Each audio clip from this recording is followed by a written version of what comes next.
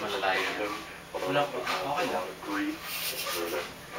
Push and pull, but he did a lot of stories that he would literally give away to, small fanzine publishers to print because he couldn't get them, incorporated into, the mainstream companies.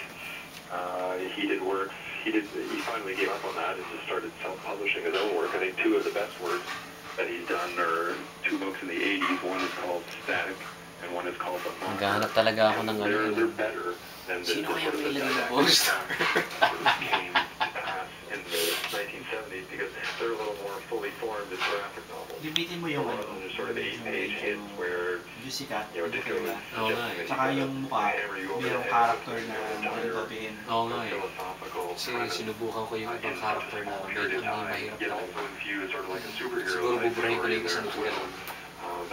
Those two books really Hanap work. ako ng ewan ko si Osang To do some type of Yung character madaling. development Madalingan and ko some yun. type of actual story rather than just, as Neil Gaiman called it, classic house. Hindi marami nakakakilala doon.